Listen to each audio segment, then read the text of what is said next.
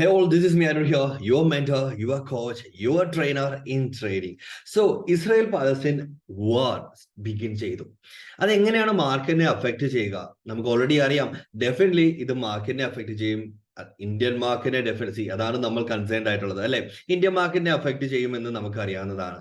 So നമുക്ക് നോക്കാം എങ്ങനെയായിരിക്കും ഇത് അഫക്റ്റ് ചെയ്യുന്നത് എന്നുള്ളത്. അത് മാത്രമല്ല, നമ്മളുടെ ഫേവറേറ്റ് ടോപ്പിക് ആയിട്ടുള്ള പ്രീ ആൻഡ് പോസ്റ്റ് മാർക്കറ്റ് അനാലിസിസിലോട്ട് നമുക്ക് കിടക്കാവുന്നതാണ്.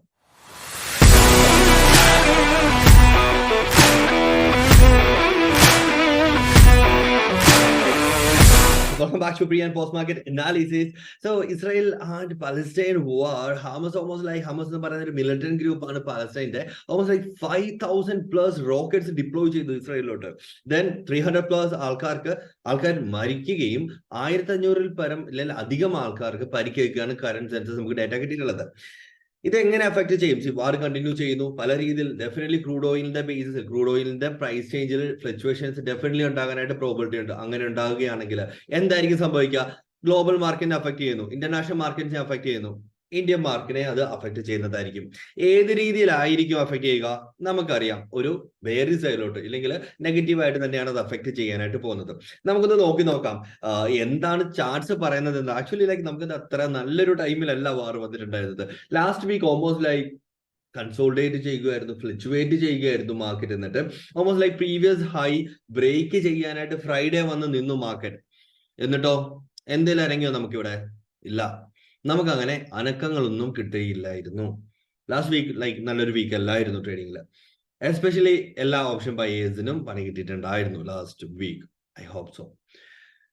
നമുക്ക് നോക്കാം. ആൻഡ് ഡേറ്റാബേസ് അനാലിസിസ് നമ്മളിപ്പോൾ നോക്കിയിട്ട് കാര്യമില്ല ഈ ഒരാഴ്ച. കാരണം ഓൾറെഡി ലൈക്ക് ഫ്രൈഡേ എന്ന രീതിയിലല്ലായിരുന്നു മാർക്കറ്റ് ഇപ്പോൾ നിൽക്കുന്നത്. ബിഗ് പ്രൈസ് ഓൾമോസ്റ്റ് ലൈക്ക് നിൽക്കുകയാണ്.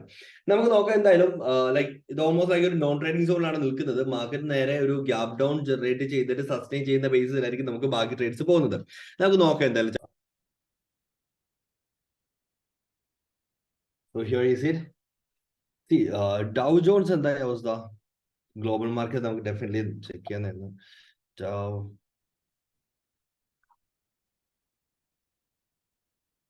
Jones. ഓക്കെ, പക്ഷെ ബേറിസിലോട്ട് അത് പുഷ് ചെയ്ത് നിൽപ്പുണ്ടായിരുന്നു. സോ നമുക്ക് എന്തായാലും അത് ഓപ്പൺ ചെയ്യുമ്പോഴത്തേക്ക് നല്ലൊരു ഫോള് കാണാനായിട്ടുള്ള ഒരു പ്രോബിലിറ്റി അവിടെ കാണാം, റൈറ്റ്? സോ ജസ്റ്റ് വിടുക, കാരണം ഇത് കഴിഞ്ഞിട്ട് ലൈക്ക് ഇതൊരു ഇവന്റ്സ് ആണ്, ഫൈൻ. ഇപ്പൊ മാറുമെന്നൊക്കെ എന്താണ് ഒരു ഇവന്റ് ആണിത്. സഡൻ ആയിട്ട് വന്നത്. സോ നമുക്ക് അതിൽ നിന്ന് പ്രീവിയസ് കാര്യങ്ങളൊന്നും ഡേറ്റാസ് ഒന്നും നമ്മൾ അത് അത്രയ്ക്ക് അങ്ങോട്ട് ഹെൽപ്പ് ചെയ്യാനായിട്ട് പോകുന്നില്ല ഇവന്റ്സ് നടക്കുമ്പോൾ. ബട്ട് ഡെഫിനറ്റ്ലി മാർക്കറ്റ് എല്ലാം അറിയുന്നുണ്ട്, എല്ലാം നേരത്തെ അറിയുമെന്ന് തന്നെയാണുള്ളത്. സോ നമുക്ക് നോക്കാം. ഇത് കണ്ടോ, ഇത് പ്രീവിയസ് ഹൈ ബ്രേക്ക് ഔട്ട് ചെയ്ത് ബുള്ളി സൈഡിലോട്ട് ഒരു പുഷ് കിട്ടുമെന്ന് പ്രതീക്ഷിച്ചിരിക്കുമായിരുന്നു സത്യം പറഞ്ഞു കഴിഞ്ഞാൽ ഫ്രൈഡേ. ബട്ട് എന്നാൽ സി ഹിയർ മാർക്കറ്റ് ഇനി എന്താ ചെയ്യേണ്ടത്? ബേറിഷ് വേണമെങ്കിൽ പ്രീവിയസ് ലോ ബ്രേക്ക് ഡൗൺ ചെയ്യണം. 90,330 സംതിങ് ബിലോ വരുന്ന ടൈമിലായിരിക്കും നമുക്കൊരു ബേറിഷ് വ്യൂ ഉള്ളത്. ബട്ട് എന്നാൽ ഇവിടെ നമുക്ക് നാളെ ഒന്ന് ക്യാച്ച് ചെയ്ത് നോക്കാം. അത്യാവശ്യം നല്ലൊരു ഫോൾ വരികയാണെങ്കിൽ നമുക്ക് ആ ഒരു റാലി ക്യാച്ച് ചെയ്യാനായിട്ട് എന്തായാലും ട്രൈ ചെയ്യാവുന്ന ഒരു ദിവസമായിരിക്കാം നാളെ എന്നുള്ളത്. നമുക്ക് നാളെ നോക്കാം. നാളെ രാവിലെ 9 മണിക്ക് ലൈവ് ഉണ്ട്, ആരും മറക്കണ്ട. നമുക്ക് അവിടെ തന്നെ നേരെ ചെയ്യാനാണ്. ഈ സോ ലൈക്ക് മാർക്കറ്റ് അത്യാവശ്യം നല്ലൊരു ബെയറിഷ് റാലി തരികയാണെങ്കിൽ നാളെ ഡെഫിനറ്റ്ലി നമ്മൾ ബെയറിഷ് സൈഡിലോട്ടായിരിക്കും ചെയ്യാൻ പോകുന്നത്. അൺടിൽ ആൻഡ് അൺലെസ് നമുക്ക് നല്ലൊരു ബുള്ളിഷ് കൺഫർമേഷൻ കിട്ടുന്നിടം വരെ. So I basically prefer like നാളെ ബെയറിഷ് ആവുന്നതിലായിരിക്കും. ആൻഡ് ഓൾസോ നമുക്ക് നല്ലൊരു ക്യാച്ച് കൂടെ ചെയ്താലോ നാളെ? പ്രോബിലിറ്റി ഉണ്ട് നല്ലൊരു ഫോൾ വരാനായിട്ടും. ആ ഒരു ഫോൾ ക്യാച്ച് ചെയ്യാനായിട്ട് ഞാൻ കൂടെ ഉണ്ടായിരിക്കും നാളെ 9 to 3:30, right? So Nifty bank എന്ന് പറയുമ്പോഴും സെയിം സിറ്റുവേഷൻ തന്നെയാണ്. ഓൾമോസ്റ്റ് ലൈക്ക് നമുക്ക് ഈ ഒരു പ്രീവിയസ് ലോ ബ്രേക്ക് ഡൗൺ ചെയ്യുന്ന ടൈമിൽ നമുക്ക് ലൈക്ക് ബേറിസൈഡിലോട്ട് പോകുന്നതാണ്. ബട്ട് എന്നാൽ ഇവിടെ തന്നെ നമുക്ക് കൺസിഡർ ചെയ്യാം. ഇവിടെ ഒരു support trend line break down വരുന്നതിന്റെ ബേസിസിൽ നമുക്ക് വേണമെന്നുണ്ടെങ്കിൽ എടുക്കാം. അത് നാളെ എന്തായാലും നമ്മൾ ഇനിഷ്യേറ്റ് ചെയ്യുന്നുണ്ടായിരിക്കും ബേറിസൈഡിലോട്ട്. നാളെ എന്തായാലും വരിക, നമുക്ക് അതിന്റെ ബേസിസിൽ ട്രേഡ് എടുക്കാവുന്ന ഒരു കാര്യം കൂടെയാണ്. That's it with Nifty Bank. What about Finnifty? Finnifty എന്ന് പറയുമ്പോഴത്തേക്ക് സി ഹിയർ സെയിം സിറ്റുവേഷൻ. വേറൊന്നുമല്ല, പ്രീവിയസ് ലോ ബ്രേക്ക് ഡൗൺ ചെയ്യുന്ന ടൈമിൽ നമുക്ക് ട്രേഡ് എടുക്കാം. പക്ഷെ എന്നാൽ നാളെ നമ്മൾ അതിന് മുമ്പായിട്ട് തന്നെ ട്രേഡ് എടുക്കുന്നുണ്ടായിരിക്കും. ഒരു ലോവർ ഹൈയിൽ ഈ ഒരു ആംഗുലർ സപ്പോർട്ട് ബ്രേക്ക് ഡൗൺ വരെ നമ്മൾ വെയിറ്റ് ചെയ്യും. അവിടുന്ന് നമുക്ക് ട്രേഡ് എടുക്കാനായിട്ട് ഇനിഷ്യേറ്റ് ചെയ്യാവുന്നതുമാണ്.